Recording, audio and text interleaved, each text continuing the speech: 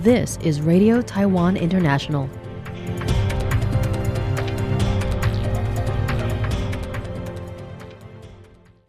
Welcome to the news on Radio Taiwan International. I'm Michelle Chang coming to you from Taipei, Taiwan. We begin with a look at today's top stories from Monday, August 4th.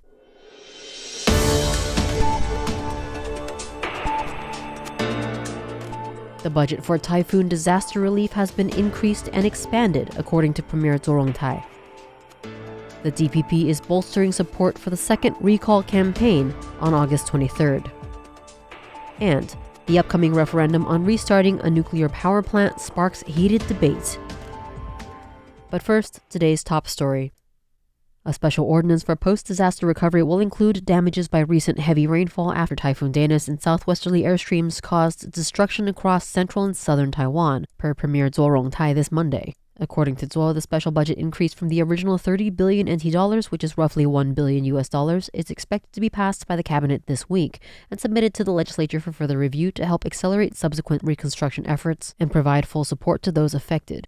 Premier Zhou visited the sites of housing repairs in Tainan this Monday, sharing observations that significant progress has been made since the establishment of Yunlin, Jiayi, and Tainan's Post-Disaster Recovery Command Center on July 30th. Specifically, the residential matching and repair program has already matched 79 households, with over 400 in the process of finalizing contracts.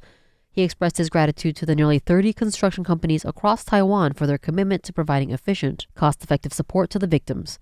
The Economic Ministry is additionally coordinating with electrical industry associations and equipment manufacturers to assist affected households with appliance repairs, with priority given to lower-income households.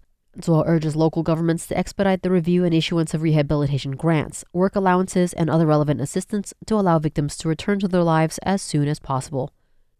The DPP is planning to designate local legislators, party headquarters, DPP caucuses, online campaigns, and recall groups to support the second recall campaign, for which voting will take place on August 23rd.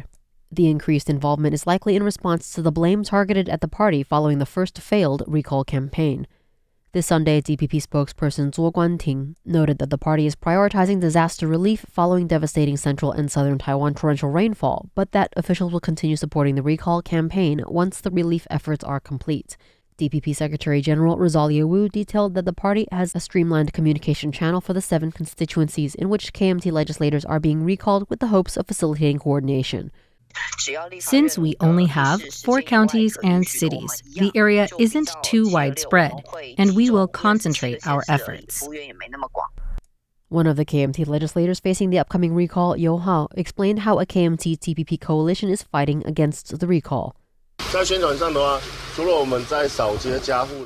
In addition to providing clear explanations to the public during door-to-door campaigns, we will also have mock ballots to teach everyone how to identify and vote properly. The referendum on the restart of Man Nuclear Power Plant Unit 3 has sparked debate in Taiwanese society, with the Central Election Commission hosting representatives from both sides of the ballot over 5 press conferences. On Monday morning, several civil society groups urged the public to vote no to protect the health and safety of the people. Multiple guests were invited to speak against Unit 3's restart. Former power plant worker Li Guilin detailed his diagnoses of diseases deemed occupational injuries. Environmental lawyer Cai Yaying cited numerous nuclear safety and radiation contamination incidents and stated that the underlying Hengchun fault supports a far greater risk of accidents. Pingdong County's Nuclear Safety Oversight Commission member and atomic energy professional Li Weihe underscored that Unit 3's lifespan was designed to be 40 years and any commissioning extension will ultimately fail. However, the TPP urged the public to vote in favor of restarting the reactor. Party chairman Huang Guocang questioned the DPP's unbalanced energy policy and the lack of practical and scientific green energy application, which has led to rising electricity prices and unstable power supply. Pegatron chairman T.H. Tung said that the nuclear-free homeland policy has severely undermined Taiwan's energy security, industrial competitiveness, and people's livelihood stability, citing Switzerland, Japan, and the United States' ultimate embrace of nuclear energy based on scientific rationality. KMT legislator Weng Xiaoling emphasized that the KMT will continue to collaborate on the referendum to extend the operation of Mansan Nuclear Power Plant Unit 3, urging voters to actively support energy stability and supply security. Voting on the referendum will take place on August 23rd.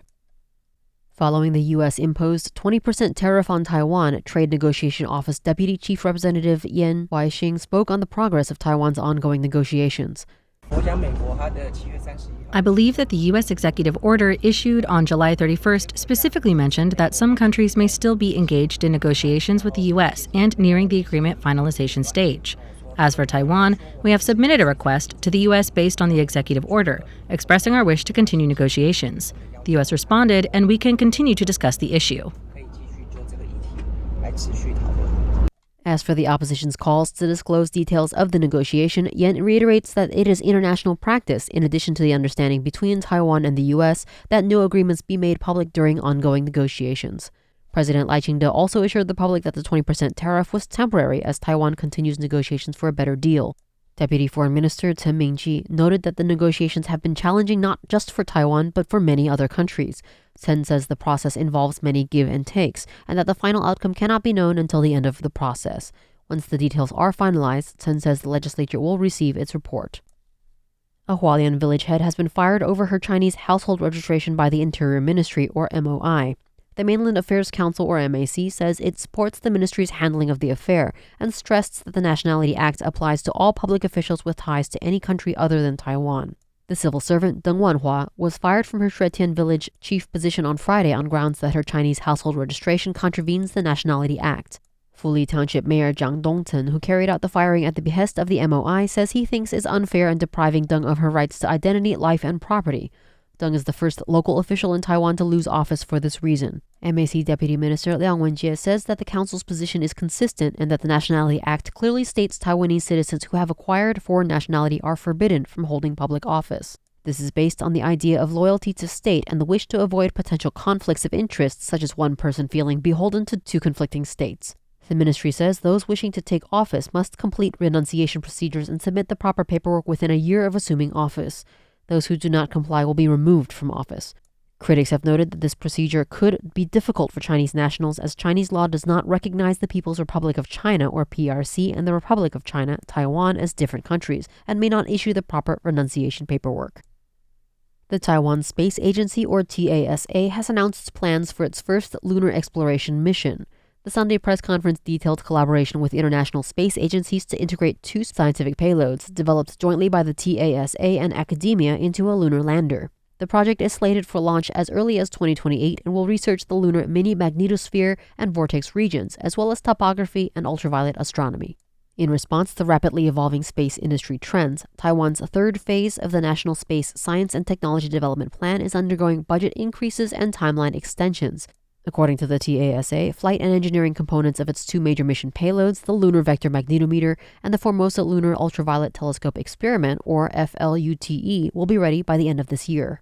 With a procurement budget of 335 million NT dollars, which is over 11.2 million US dollars, the TASA will open bidding to integrate the instruments into the lunar lander and deliver them to the lunar surface. The payload is expected to be launched via rocket in 2028, enter lunar orbit, and land on the surface to carry out scientific research and observation missions. Japan's most popular prefectural mascot, Kumamon, made an appearance at Taiwan's Taiyuan Airport this Sunday for a promotional tourism event, interacting with Taiwan's O-Bear. Taiwan's Taoyuan Airport and Japan's Kumamoto Airport joined forces on Sunday for their first cultural tourism promotional event, showcasing the latest milestone in Taiwan-Japan relations after becoming sister airports last year. The popular bear mascots from the respective countries, Taiwan's O-Bear and Japan's Kumamon, drew crowds through various cross-cultural displays. Located in Terminal 2, the event also introduced visitors to Kumamoto through local food and travel exhibits. Kumamoto Prefecture Governor Takashi Kimura highlights the prefecture's proximity to Taiwan by detailing its location in the center of Kyushu, Japan's westernmost island. He says he hopes the geographical advantage will encourage more Taiwanese travelers to visit. Taiyuan Airport Corporation Chairman Yang Wei-hu says international airports facilitate exchanges beyond culture, bringing mutual tourism and economic benefits.